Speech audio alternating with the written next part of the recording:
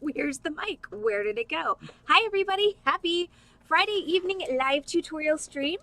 This is not going to be a fire tutorial. It actually wasn't supposed to be a fire tutorial anyway. It was going to be a wire tutorial, but per Keiko's vote, because decisions are made by those who show up, we are doing the Pennant necklace today. This is the tutorial that was supposed to be done on Wednesday when Heather and I wound up with our all night long working and talking stream. So we're going to be doing this one this evening, and it looks like this. And this piece right here is a little preview of one of our next week's tutorials, which is textures and patina in copper. So this is actually I really like this project because it's a very simple technique, but it's got so many applications because you can just change the shape that you're cutting. Like I'm doing a very basic rectangle shape, but you can change the shape that you're cutting to make all kinds of different shaped little flag things and then string them onto a chain, or I'm actually going to do some leather for class this evening. So let's talk. Tools and supplies. So as far as supplies go, you are just going to need some sheet copper. This is 24 gauge sheet copper, and then again we're going to do a whole unit on a whole tutorial on textures and patina in copper next week. But if you do want to patina your copper with this really cool distressed blue patina, there are a couple of ways that you can do that. We'll go over all of those next week, but if you're going to do it the way I'm going to do it tonight, you're going to need some salt and you're going to need some ammonia. As far as tools go, you're going to need, if you want to patina one of your flags, you're going to need a plastic container.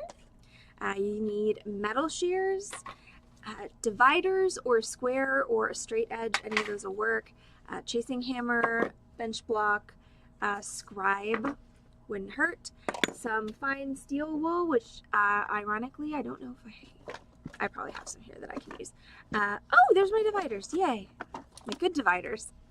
These are my non-good dividers. These are my good dividers. So that's exciting. And where was I going with that? Steel wool. Hi, Sophia. Hi, Corvus. We are cutting copper. We are making the Pennant necklace. Yes, because that was what Keiko voted for on Discord. So we're going to make these cool. And only Keiko. So only Keiko. So Keiko gets all of the votes. There's no ballot stuffing. It was just Keiko all the time. So that's the Pennant necklace. It's a really fun necklace, actually. It's really neat. And these little babies free float on the chain. I'm going to put them on leather today, but they don't have to free float. You can very easily anchor them with some crimp beads on either side. And the last, well, it's probably not the last tool because I'm sure I've forgotten some tools, but the last tool that you're going to need is going to be something to pound your flags around. So that's going to be something that is cylindrical, okay, not conical. So a regular like mandrel or scribe or anything like that's not going to work. It has to be yes, you can absolutely make this out of brass, Lori. The patina part, which once again is going to be kind of an adjunct to this class and the main focus of a class next week, does not work the same on brass, but all of the other things are going to work fine. So what I'm going to be using for that tonight for my cylindrical object, and it has to be able to be pounded upon. So like a skewer or something like that's not going to work because you're just going to break it to bits. So I'm using an old drill bit. Okay, this drill bit is burned out. You can tell because the tip is black, so it's really not going to drill anything anymore, but it's still nice and sturdy. So this is what I'm actually going to use as my form to create the tunnel on my little flags that my chain or leather or stringing cable or whatever is going to go through. Also, I'm going to be doing the little big thing with my face because my face cam, once again, for some odd reason, is only working in this scene. So yes, this is a 24 gauge.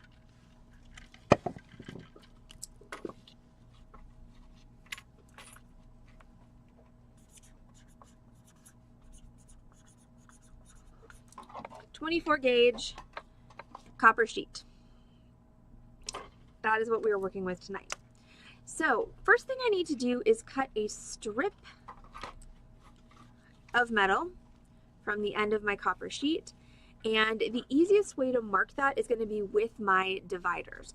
If you don't have dividers, you can use a straight edge and a scribe, or you can also use a square if you have one, which is just, you know, a straight edge that keeps you square at the end of your metal, and you can scribe that. You can also just kind of wing it, because sometimes you just got to wing it. So I'm going to take my dividers, I'm going to set them to the width of my copper, which incidentally they pretty much already are. Ooch them out just a little bit.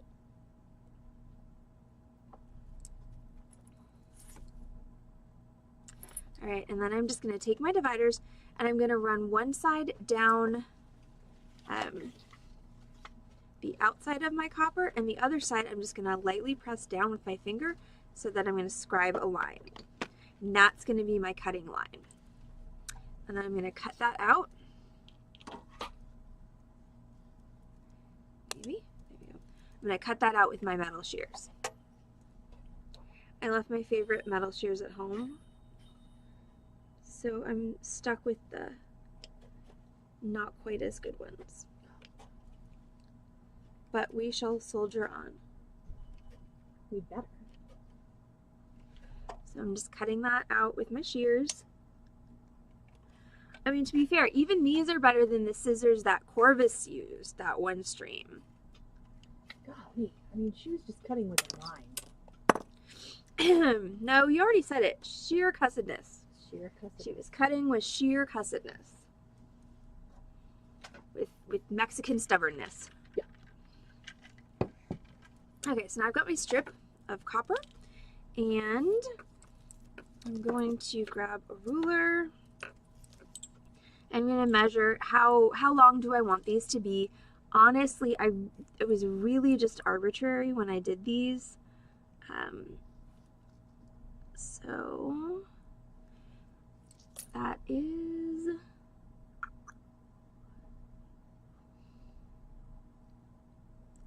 so it's basically half an inch. You know, if we want to just round it out, it's half an inch from bottom to top. You need a little bit more for the bump out here, but it's also going to get a little bit bigger when it gets hammered. So I'm going to say an inch. So now I'm going to use this awesome this mini square. I love this thing so much. This was my grandfather's, and it is like the most useful thing on the planet. This scribe was also my grandfather's. So I'm going to use my square and my mini scribe to just scribe myself some lines at 1 inch apart. And since this was a 6-inch copper sheet, we should get 6 flags out of here. We'll see if we do. The other cool thing about this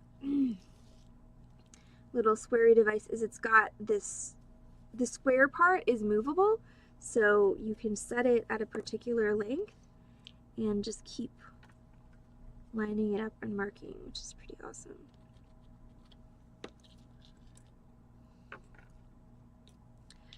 You can do this without a square as well. You can totally just eyeball it. My grandfather, Corvus, was a mechanical engineer. And so when he passed away, I got a lot of his tools. Okay, and then I'm going to take and just extend those lines down.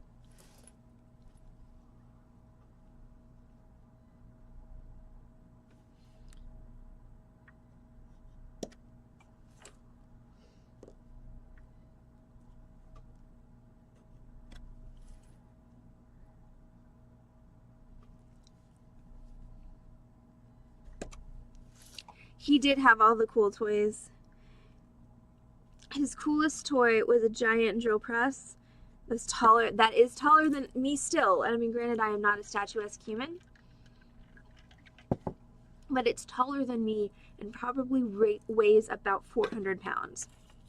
That was not... Which is still more than me. That was not going in my car to go back to Dallas.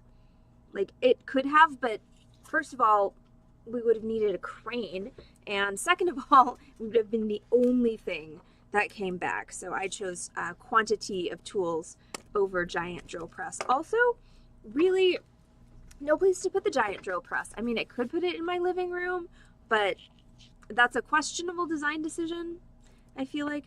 Okay, so now I'm just gonna snip on each of these lines.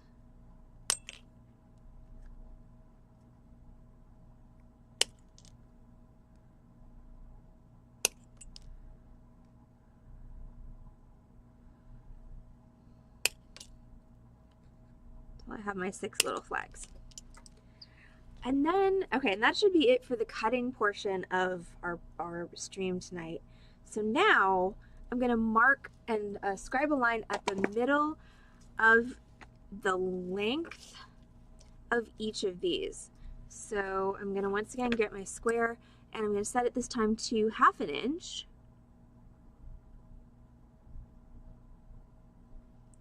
Like so. And then again,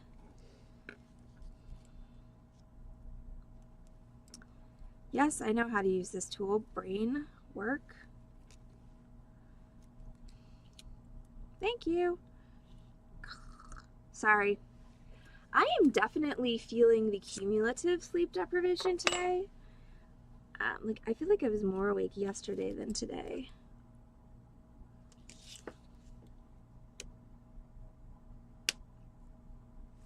Okay, so there is my 1/2 inch, and then I'm going to scribe my mark, and I made some scratchy, nasty marks there. That's okay. This is going to be the inside anyway.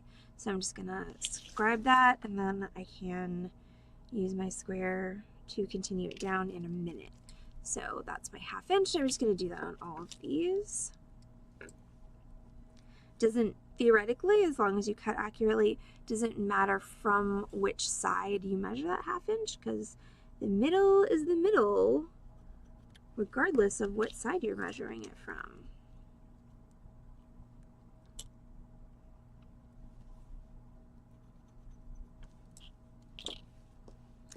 If you don't have a scribe, you could also do this bit with a Sharpie, but for the next bit, a scribe is really helpful.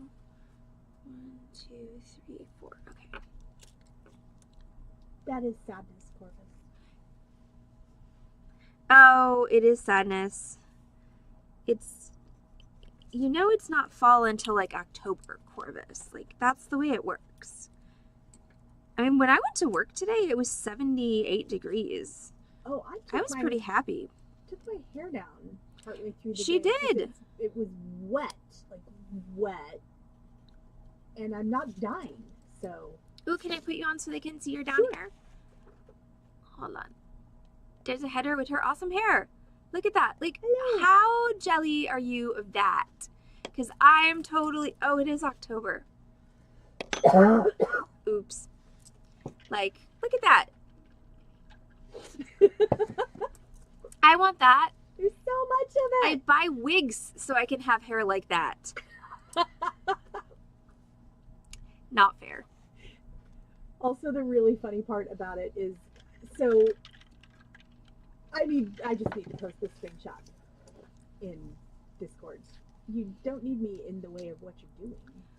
No, you talk. I'm just marking things. Oh, okay. I'm marking a line. I'm scribing a line down the middle of each of these. But Allison and I were joking about how all of my Halloween costumes basically are, I put something on my head and wear my hair down. Because that's new and different for me. And so, Kenneth, we need pictures! Ah! Yes. Yes. Yes, all the pictures, please. So, she said, oh, you should be the Lady of Shalott, but you have to glue or fasten a boat to your butt. So, I was looking at the Waterhouse picture, a painting of the Lady of Shalott, and I was like, yeah, but I can't be the Lady of Shalott because my hair isn't quite long enough now that I got it cut. No, that's lies. It's definitely down to my elbows again. Mm-hmm. It's just not down to my butt again. Yeah. Yeah, but you'll have a boat strapped to your butt, so it doesn't matter. It doesn't matter. You got to be able to see the boat. I need a tiny little boat. so somehow my scribing was not very good on these, so bear with me while I fix. Keiko, yeah. I mean, so I'm not doing Morgan because it doesn't go. I mean, Allison and I usually coordinate a little bit.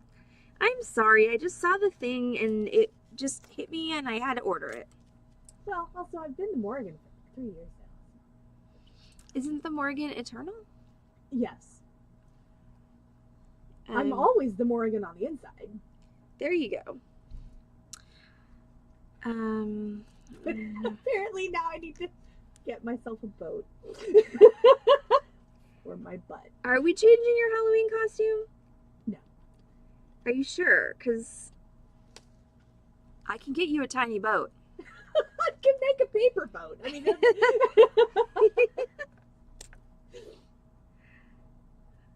the boat would definitely make it hard to sit down, unless it were a paper boat, in which case. See, so I will say I was not envisioning a comically tiny boat.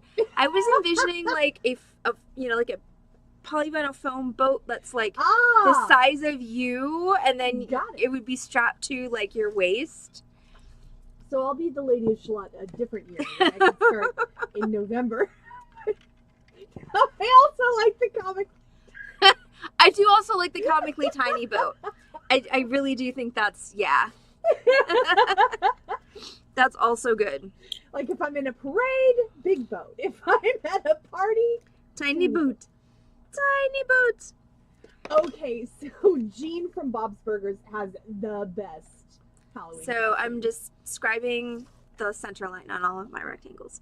Sorry, Heather, you're apparently a part of this stream now. Okay, cool. Yeah, he went as Queen Latifah one year.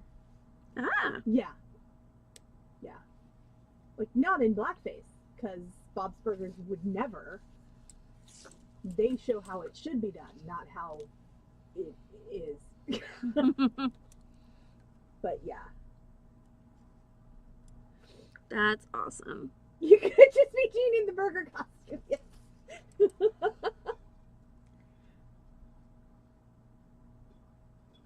Doing something in your hair and putting makeup on. Yep, I also put makeup on. I might paint my face. I am that the past few years. Yeah, we have. I am way too tired, just mentally, to paint my face, which is why I chose the costume that I chose. I am never going to see another traffic cone the same way again. Wait, what? Oh. You don't even know about this. There was a discussion late one night on Discord for the game. Let's just say you can buy unexpected types of traffic cones. Oh, really? Yes. Should we start using those? I mean, they're comically tiny, except there's a trophy size. It's literally called trophy size. Okay. All right, so now I'm going to take my flat nose pliers. I didn't say you needed those. Guess what? You do. You need a flat nose pliers. And actually a duckbill pliers, which I don't have, which is even wider. Like instead of a flat nose kind of goes like, and a duckbill goes like, so a duckbill pliers would even be better if you have one. And pelican pliers. Is that actually a thing? No. Do you want me to take you off screen? Okay. All right, everyone say bye, Heather. Bye. She's not even supposed to be on camera tonight, so we thank her. Okay, so... You gotta look down to see things, and then it just kind of ruins the whole thing. Well, then they just see the top of your head. Yes. And your pretty hairs. Lots of hairs. Okay, so I'm going to take my flat nose pliers, and what I'm going to do, if I can get that scribe line to show amongst all the reflections, is I'm just going to bend it on that scribe line, and I'm going to take my pliers, and I'm just going to do that all down that line. So I'm not trying to bend it, in half or anything. I'm just going for basically 90 degrees or a little bit more obtuse than 90 degrees, because we all know that I like to be obtuse. And you can pick like this that says $20, that's going to be the inside, which is unfortunate because I scribed here on the outside, but I can fix that. I can just grab it, and instead of bending towards, I just bend away from the line. The fact that there's a scribe line on there once we've hammered and everything, it's not going to be noticeable. So we're just getting this started with the fold that we're going to be doing. Because we're going to wind up folding them completely in half and hammering them together. Okay, so once again, that inside, yes, I could clean that off with rubbing alcohol, that alcohol, but why bother when I could just put it on the inside where no one will see it. It's called efficiency.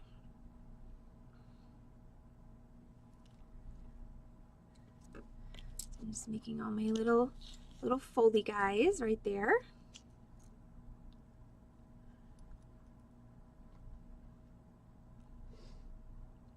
I still think one of my favorite Halloween costumes that I've ever done, and it was vastly underappreciated, was back when I was young and skinny. I did Sally Bowles from the Liza Minnelli Sally Bowles from Cabaret, and I had hot pants, and I had a cute little, I wore a jacket instead of a vest, and fishnets and a black bob wig, and I did the eye makeup, and like, it was amazing. And we went out that year, instead of going to Oak Lawn, we went to Deep Ellum, and nobody had a clue. I'm like, dang it, bad choices.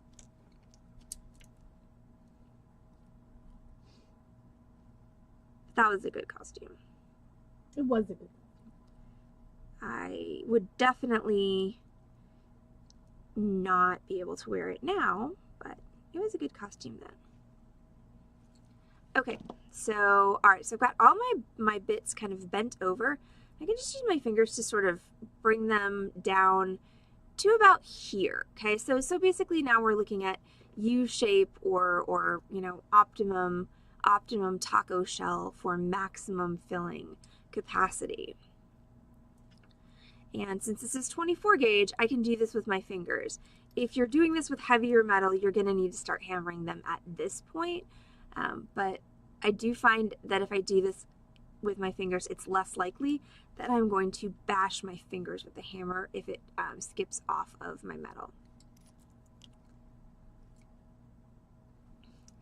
Yes, so that reminds me of, and I know that the Big Bang Theory has issues, but there was the one episode, the Halloween episode, where Sheldon was the Doppler effect.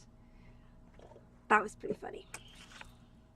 Okay, so I'm going to grab my bench block and my drill bit. I'm going to use the cylindrical part of my drill bit, and I'm going to stick it inside of my little taco shell. The drill bit goes inside the taco. Anyway, so now I have a little flag, and I'm going to set that down on my bench block. And again, don't bash your finger. I'm going to start with the flat side and just gently hammer it down. So what I'm doing is I'm hammering it down, and I want to hammer right up to my drill bit.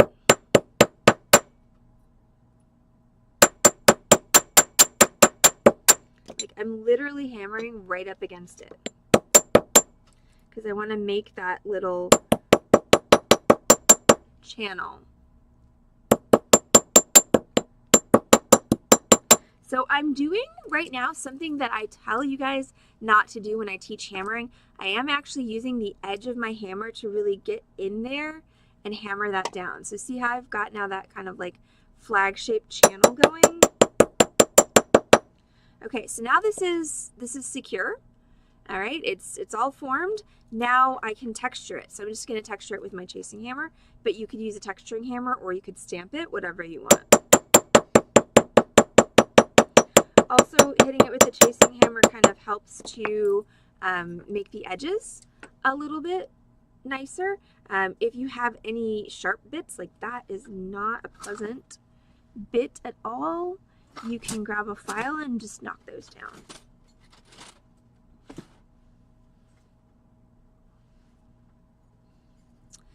Oh, people. So I'm just going to take a second to stand or to file that down so that I don't, like, you know, murderate myself. And then you should be able to just kind of grab your drill bit and just sort of wiggle it out. And there is your little flag.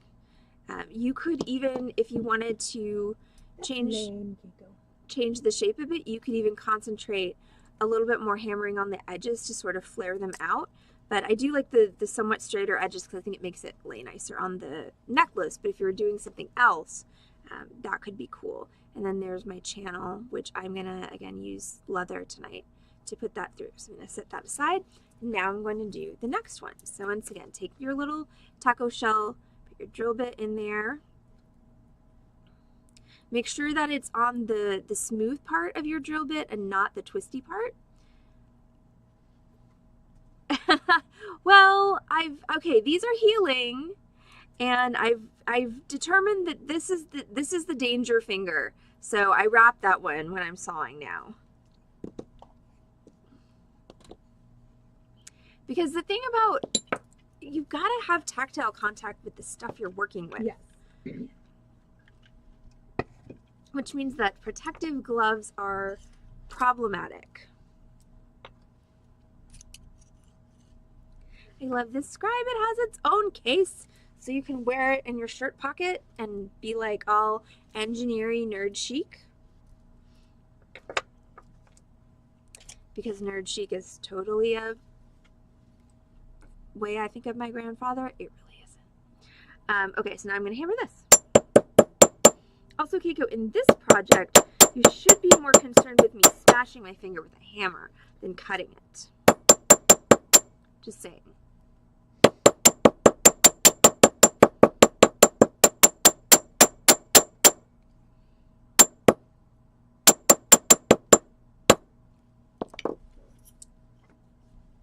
And then, again, you can texture it with your hammer.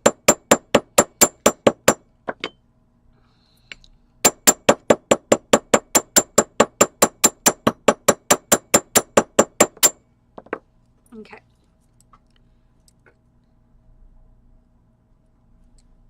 Two.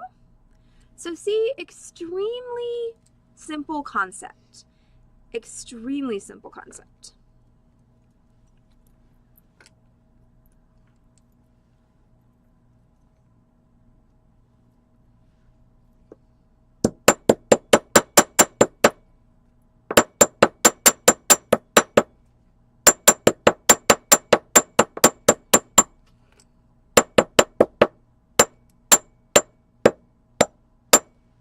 Alright, so that.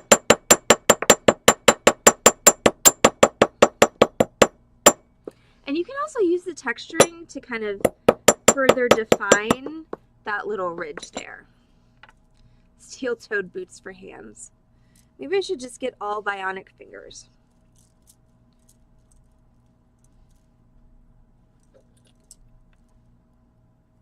Okay, so I've got 3 more of these to go. And you can see that this comes together pretty quickly because we are very close to the end, and I started 30 minutes late because of my equipment troubles. So again, so the side profile, this is what we're looking for. So we want a flat back, and then we want the front to come up and over the drill bit and down.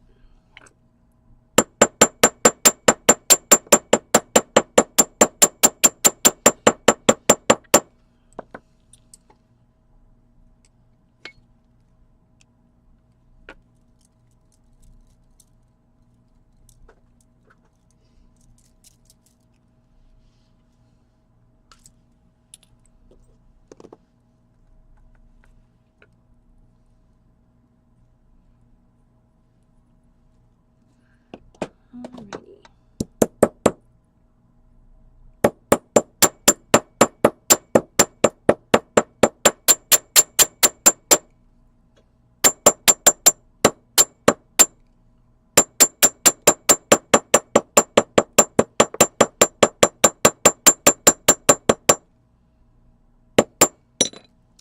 And so I am not super concerned because I like the organic look of this, I am not super concerned about the fact that my edges are not lining up. But if I were concerned, what I would do is either take a file or a sanding disc and just shave those down straight so that they are even. That is something that's very easy to do, and you can definitely do it if that's something that concerns you, or if that's the look that you're going for, if you're going for a look that's a lot more kind of clean and less organic. So I'm going to take this, and this is the last one. Something else, so you see there, that's the profile of my hammer. So to do this part here, you're going to need to move your hammer back and forth, up and down the piece, in order to actually get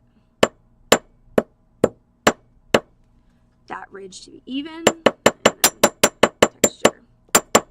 The drill bit's actually really nice because it gives me a really good place to hold it.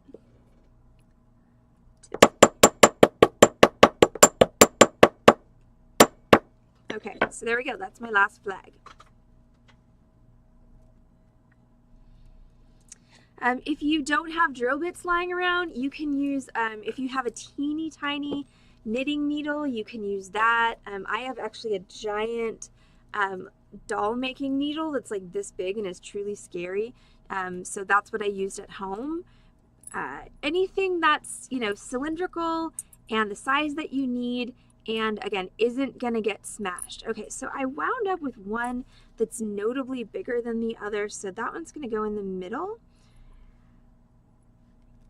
Well, okay, there's no middle because there's 6. So it's going to go there. I think we're going to do this and the 2 on the end. So stringing these, very easy, but I'm going to pluck one of these from the lineup, and we're just going to do our really quick patina tease, and then I'm going to let you guys go. So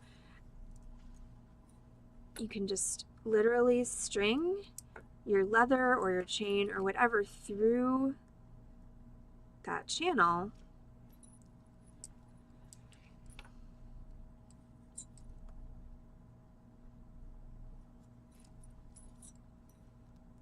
So I'm not going to finish this because I've got that one that I'm going to do the patina on, and then I'm going to put this last one on there after that. So then you can finish your leather with a cord end. You can do a slip knot. Like I said, you can also do this on chain. That's what I did on my sample here, as I did it on chain. So it's a really cool, very easy, again, pretty versatile technique, and it sounds neat. So that's the flag, or the pennant flag, whatever you want to call it. The word flag is a little traumatizing for us here, which is why I went with pennant instead. And once again, you can change the shape of these, and just imagine, whatever it is, what's going to happen when you bring it together. You can make some really neat stuff. Okay, so let's talk for a second about patina and chemical. Oh, by the way, when you're stringing, remember these are directional, okay? This is the front, this is the back, unless you decide otherwise, but they are not the same one side to the other. So just make sure you are remembering that and being aware of it while you're stringing. And of course, make sure that you pick a form that is big enough to accommodate whatever you are wanting to string it on. Oh, it's so fun, Keiko. You have no idea. It's like the best thing. Okay, so that's gonna sit, and I might assemble that on Zoom tomorrow. Okay, so let's talk about chemicals. Chemicals are fun as long as you don't, like murder yourself in the face with them. So there are some common household... Better face murdering through chemicals? Yes, there's some common household chemicals that make really cool colors on copper. So again, we're going to go more in depth into this next week, Wednesday, on the texture and patina on copper tutorial. I'm going to do several different patinas, but here's a sneak peek. So I've got my high-tech fuming chamber, which is also known as a Tupperware. I've got ammonia in a spray bottle, and I've got salt. Now, something really interesting that we're going to get into next week is that different types of salt actually produce different colors of patina. So the one on here, this is kosher salt, which in my experience produces more of a teal patina. I'm about to use sea salt, which produces, in my experience, a darker blue. So I'm going to put this face up in my fuming chamber, and I'm going to spritz it. Come on. There we go. I'm going to spritz it with ammonia. Get it good and covered. Oh, yum. Now I smell like ammonia. And then I'm going to take my salt, and I'm just going to sprinkle it on top. And basically where the salt touches is where the color is going to happen. So if you want more color, sprinkle more salt. If you want color more sparsely, then sprinkle less salt. And then we are going to put the lid on the fuming chamber and let it do its thing. Come on. Lid, go on. Lid does not so much fit on this Tupperware. All right, I'll tape that shut. And then we will check back with that tomorrow. The household chemical patinas do take rather a lot of time. There are store-bought chemical patinas that take much less time. So we'll talk about those next week as well. Ammonia and salt is always going to be some variation of green and blue. There are some other things that you can do, and we will also do a little bit of flame coloring as well next week. What is salt substitute? I didn't even know there was such a thing. And no, I have not. I've done iodized salt, sea salt, kosher salt, and I have some rock salt that I'm going to try because I've never done rock salt, and I'm interested to see what that does.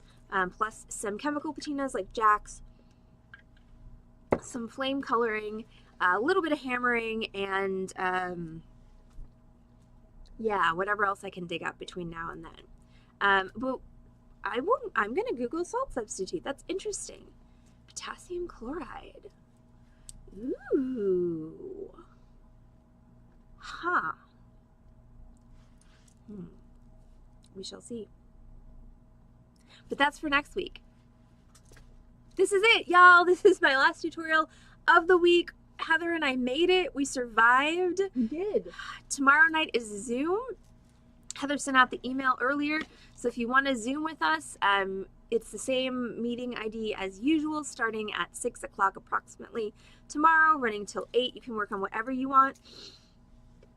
I have no idea what I'm going to be working on, but I'm going to be working on something, and I'll show you how my little patina piece turns out. I will also say that I find that, you know, once you take it out of the fuming chamber and wash it off, you know, it takes a little bit while it dries for the patina to actually develop even more. So it's a fun thing. So I'm gonna, you know, get a bunch of stuff together for next week, and we're gonna play with patina stuff. And ammonia isn't dangerous, Corvus, unless you drink it. So don't drink the ammonia. Oh no! Have a happy Thanksgiving, Lori. We will miss you, but I understand. Food and family take precedence. Yes. So everyone have a great night. And I will see you guys not on Twitch tomorrow. I will see some of you on Zoom, and then I will see everyone, I hope, back on this channel, twitch.tv/Beading Dream tomorrow, not tomorrow, Wednesday at 6 p.m. for textures and patina on copper. Woo! All right, everyone have a great night. We'll see you later. Bye.